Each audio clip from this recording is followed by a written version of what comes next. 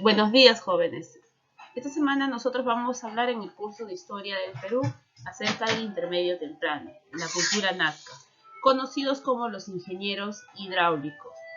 Recuerda que el territorio que fue ocupado por los nazca tuvo una serie de elementos culturales de clara influencia chavina. El motivo más frecuente son las llamadas representaciones. Fue un ser parado con la cara frontal o de perfil, con cinturón de serpientes y unos bastones en las manos o garras. En algunos casos brotan plantas, tanto del bastón como del tocado. Este motivo, llamado Dios de los Báculos, tiene un gran parecido a las representaciones en oro de la costa norte y nos hace recordar a la figura de la llamada Estela de Raimondi. Entonces acompáñenme en la clase que vamos a hablar acerca de la cultura nazca, acerca de la ubicación, cronología, medio geográfico, su cerámica y las famosísimas líneas de Nazca.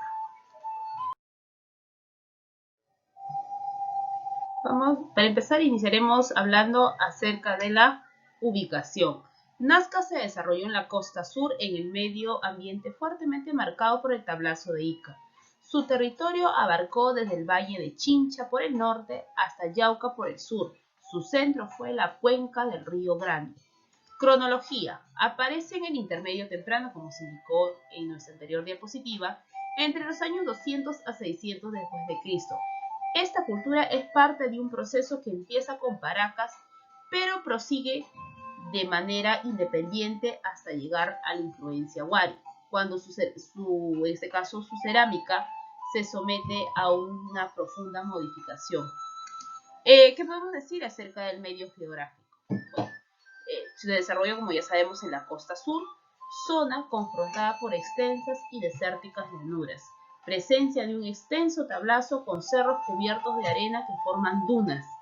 Los eventuales ríos que bajan desde la cordillera hasta la costa dependen de la época de lluvias de la sierra. Forman estrechos valles. Algunos de ellos tienen la peculiaridad de perderse en la arena del desierto antes de desembocar en el mar y vuelven a aparecer después. Entonces estas vienen a ser las características del lugar, del medio geográfico donde se ubicó la cultura nazca. Y el clima, bueno, el clima podemos decir que es un clima muy seco y de claras alteraciones calurosas de día y frío de noche. La economía y productividad.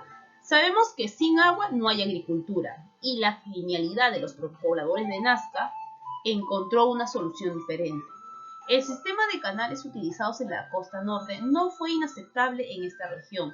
Conocedores del paso del agua hacia el subsuelo, idearon un sistema hidráulico para identificar y conducir el agua. En este caso, vamos a activar nuestro cursor, el agua del subsuelo, como se ve aquí en nuestra imagen, el agua del subsuelo.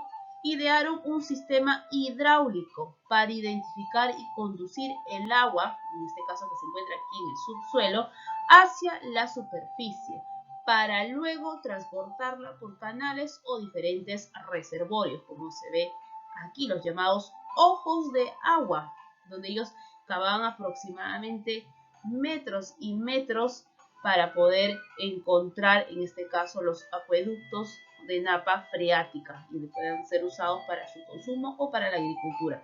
Una vez ubicado el nivel de agua, cavaron otros pozos a unos 20 metros de distancia del anterior, hasta el mismo nivel.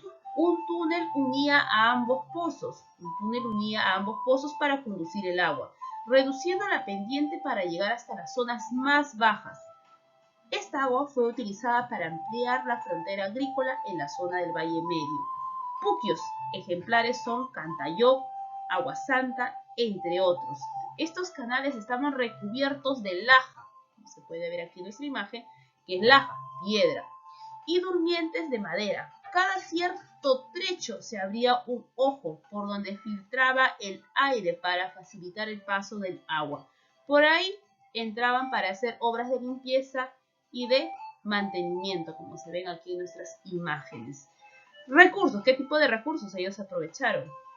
Aprovecharon los recursos marinos debido a la cercanía al mar y los producidos por la agricultura como el pepino, el zapallo, el frijol, el payar, entre otros. Usaron pigmentos del mismo desierto para colorear la cerámica. Los nazcas tuvieron también que desarrollar conocimientos astronómicos especializados que les permitieran predecir los diferentes cambios climáticos y los efectos sobre sus cosechas. En esta diapositiva nosotros vamos a hablar de los intercambios que hacían esta cultura. Ellos, sabemos que los nazcas van a buscar lana, carne, plumas, y para ello van a realizar un comercio. ¿Con quiénes? Bueno, con los huarpas que vivían en Ayacucho y poseían recursos ganaderos, pigmentos y acceso a la selva. Este contacto entre nazca y huarpas dio origen entre los siglos venideros al Imperio Wari, que sintetizó los avances y logros de las áreas andinas. Por eso nosotros podemos decir que su ubicación le sirvió de puente en el intercambio entre centro-sur. Los collares de los chaquiras, los llamados también chaquiras, y el muyo procedían del comercio con los moches.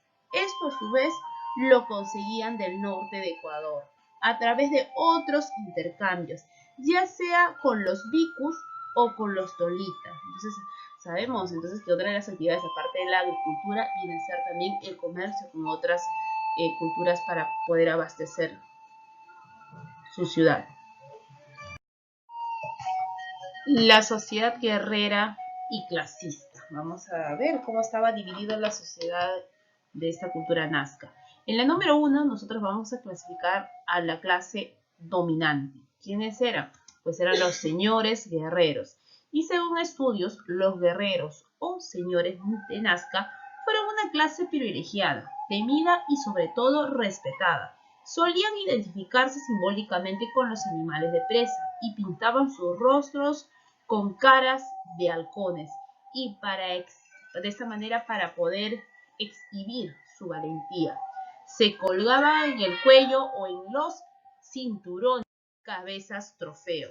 Se sentían cazadores en medio de una cultura de agricultores. Número 2 tenemos a los sacerdotes. Seguían teniendo mucho poder debido a sus conocimientos. Ellos realizaban una labor muy especializada, controlar y sobre todo pronosticar el tiempo. Asimismo, hacían pronósticos astrológicos, predicando el futuro de las personas. Una de las tareas de los sacerdotes fue observar el comportamiento de las arañas. Por la cantidad de estas y donde se establecían, se podía conocer si la estación va a ser o no menos calurosa. La número 3 tenemos a los artesanos. Provenían en este caso de la masa popular, pero con cualidades artísticas para dedicarse a la alfarería, que se trabaja en la cerámica, textilería y sobre todo la orfebrería, que se trabaja el oro. Vivían y laboraban en algunos barrios de las ciudades importantes. Estaban a las órdenes de los grandes señores, quienes administraban su productividad. Y por último, la clase, en este caso, la clase que se encontraba sometida. ¿Quién era? El pueblo. Constituía la masa, como ya expliqué, sometida, temerosa de una posible tiranía de la clase dominante. Se dedicaban a la agricultura, pesca, caza y a la artesanía. No se ha calculado con exactitud la cantidad de personas, pero por los restos encontrados se suponía que la población, que en este caso era bastante grande, estaba en crecimiento y ellos habitaban alrededor de los valles de la costa sur. Las ciudades y su poder político. ¿Cuáles eran las ciudades más importantes para los nazcas? La ciudad de Nazca no centralizaron en un valle el poder religioso y político, sino que formaron una confederación de curacazgos con relativa independencia. Estas eran pequeñas, más modestas y sobre todo no tenían la magnificencia del norteño. Sin embargo, fueron densamente pobladas. Una de ellas va a ser Cahuachi, como está ahí señalado, capital del Valle del Río Grande. Su nombre significa lugar de los videntes, porque al ser el principal centro ceremonial estuvo siempre habitada por sacerdotes. Estaba dividido en 6 barrios de casas rectangulares y calles que separaban los barrios y un palacio piramidal de 20 metros de altura en el centro de la ciudad. La ciudadela de Cahuachi fue construida con adobe en forma cónica y paredes de quincha. En la ceremonia se realizaba la participación que llevaba en este caso cabezas momificadas, amarradas a la cintura y músicos que tocaban sonajas, antaras y quenas. Luego tenemos la ciudad de Estaquería. Esta ciudad de Estaquería, que estaba también muy cerca, como lo puedes apreciar, muy cerca también de Cahuachi, se encuentra compuesto por 240 postes de guarango, distribuidos en 12 hileras sobre una plataforma artificial. Se ignora hasta la actualidad cuál fue el motivo de esta función. También tenemos otras ciudades como la ciudad de Tinguiña, en el valle de Ica. Tenía barrios diferenciados, reservados para algunos grupos dirigentes, por ejemplo, sacerdotes y militares. Otros también estaba destinado para los alfareros y tejedores. También tenemos al otro barrio del Carmen, en Chincha. Tenemos a San José en Nazca, Tambo Viejo en Acari. Y otro dato más. ¿Sabías que cuando un enemigo, en este caso, era vencido, el guerrero tenía el derecho de cortarle la cabeza, la que era reducida mediante un especializado proceso? La creencia era que el vencedor se apropiaba de la fuerza y la valentía del guerrero vencido. También se creía que prevenía cualquier daño que le pudiera hacer el espíritu del muerto. Esta costumbre se practicó desde antes de Chavín y se prolongó hasta los Wari. Un dato adicional, imagínate, te enfrentas con el enemigo y tenías que tú decapitarlo y colocar como un adorno, reducir su cabeza y colocarle en el cinturón para evitar que este guerrero que fue ejecutado, quizás su espíritu te pueda perseguir y además absorber la valentía de ese guerrero. Son historias que nos cuentan y costumbres que tenían nuestros antepasados, quizás ahora un poco raros y sangrientos. Seguimos entonces.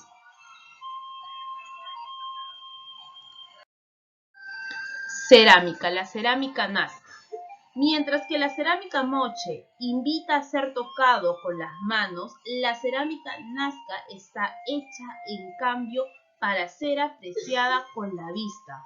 Fue estudiada con detalle por Max Uhle.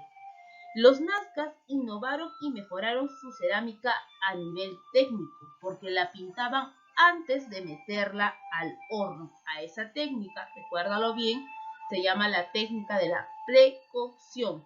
¿Qué quiere decir? Que antes de meterla al horno, pues ellos la pintaban para que pueda durar más, con lo que aseguraban la fijación del color y un brillo especial. En ella se van a usar ¿cuántos colores? Pues se van a usar aproximadamente 15 colores y 120 matices. A eso se denomina una cerámica polícroma y pictórica. Luego tenemos otra característica de la cerámica, es de un aspecto serio y austero, por el color rojo y negro como fondo. Los dibujos son de corte naturalista, de animales o plantas. Aumentaron la ornamentación con el exceso de motivos decorativos, proliferando el motivo de las cabezas trofeos. Entonces, ¿qué tipo de motivos usaban? Pues animales, cabezas y las famosas cabezas trofeos. Apareció la imagen de un personaje antropomorfo con rasgos de felino y bigotes, motivo típico nazca, llamado el ser oculado. Otra de sus novedades fue la asa puente, esa asa que tú puedes apreciar aquí en tu diapositiva. Esta asa se denomina la asa puente. Esta asa puente es muy parecida a la asa estribo, que era de la cerámica de los Chavín. Asimismo, aplicaron la técnica del tormo manual, que les facilitó el moldeado, en especial de los enormes cántaros. Sucesivamente, las formas y motivos se vuelven más elaborados y nacen nuevos diseños, y el decorado no deja ningún espacio. A eso se denomina el horror al vacío. No dejar ningún espacio, pintar toda la cerámica, así como se puede apreciar aquí. Montón de cabezas trofeos, no deja ningún espacio, todo está completamente lleno de imágenes. Posteriormente, los contactos con los pueblos alejados de la Sierra Central y de la costa norte generaron motivos más simplificados. ¿Y qué forma tenía la cerámica? Pues la forma es una forma globular. Recuerden que la cultura nazca no solo sobresalió en la cerámica, sino también va a sobresalir en la metalurgia. No fue un aspecto muy desarrollado como en la costa norte, pero nos ha dejado alguna muestra con sus trabajos en metalurgia que motivó parte, ¿no? Copiando los trabajos de la cultura Paracas. Por ejemplo, en Acari se han encontrado algunas piezas de adornos como láminas de oro, pequeñas narigueras, bigoteras y diademas. En la música, los instrumentos que han llegado, en este caso de los nazcas hasta nuestros días, son los tambores, las trompetas, las flautas y la famosa zampoña. Se conocen trompetas rectas de cerámica de unos 60 centímetros de largo, con una compleja decoración, flautas hechas de huesos de animales y a veces con huesos de humanos, y podían tener de 3 a 5 agujeros. Las representaciones en las vasijas nos representan a músicos tocando uno o dos al mismo tiempo, como la zampoña y el tambor. La música debió ser una especial o debió tener una importancia al momento de las ceremonias religiosas. Las líneas y figuras. Bueno, las líneas son enormes trazos gigantescos que llegan a medir hasta miles de metros. Forman líneas, figuras geométricas y plantas animales. Fueron descubiertas por Toribio Mejía Céspedes, pero en los años más tarde fue descubierto de manera científica por Paul Kossoff, seguido de María Reich, quien va a dar a conocer y las va a relacionar con la astronomía, denominándola, María Reich lo va a denominar, el más grande libro de la astronomía del mundo. ¿Cómo se hicieron estos trabajos? Bueno, a ver, explicamos un poquito cómo se hicieron. Con mano de obra de pobladores que vivían en los valles cercanos, dirigidos por técnicos, verdaderos ingenieros modernos, pero sin aritmética, el instrumento de medida fue un cordel y la medida de cada codo era de aproximadamente 33 centímetros. Es lo que podía afirmar María Reich. Se hicieron ampliaciones desplegando el cordel según cada porción, ayudados de pequeños modelos hechos en tela. Las líneas fueron fáciles de marcar, solo se tenía que retirar en este caso los jígaros oscuros y oxidados de la superficie, dejando al descubierto la capa interior muy clara. Esta diferencia de coloración permite que los motivos puedan distinguirse. Entonces así es, tenemos un rasgo de cómo ellos elaboraban estos llamados geoglifos. Luego tenemos aquí el significado. ¿Qué es lo que significa? Bueno, como ya expliqué, para María Reich es un gran calendario astronómico. Los nazcas, agricultores del desierto, recuerda, esto es una teoría, tenían una preocupación central más que cualquier otro. Su vida dependía de la llegada del agua. Las líneas y figuras servían para registrar el movimiento de los astros que aparecían en la misma época en una posición dada y que permite saber las estaciones. Es decir, un gran calendario astronómico que regularía el tiempo agrícola y en este caso también formaría parte de ritos para todo el año. Al igual que los caldeos, relacionaron las muertes, nacimientos y el futuro con los astros. Otros estudiosos afirman que se trata de una gran pista de ceremonia. Entonces esto vienen a ser algunas de las características de las llamadas líneas de Nazca o los geoglifos de las pampas, ¿no? ¿De las pampas de qué? De Nazca. A ver, hagamos un pequeño feedback acerca de los geoglifos. Fueron trazos gigantes de figuras geométricas de plantas y animales. Fueron descubiertos a un inicio por Toribio Mejía Céspedes. Se usaron el codo indio como medida y el cordel para medir. Eran posibles seques comunicativos de lugares sagrados o también calendarios astronómicos, como lo indicaba María Reich. Bueno, jóvenes, eso sería todo con respecto al tema de la cultura nazca. De igual forma, te invito a que repases y leas la lectura que tienes en el libro y resuelvas cada una de las preguntas que presenta. Conmigo será hasta la tarde. Nos vemos, gracias.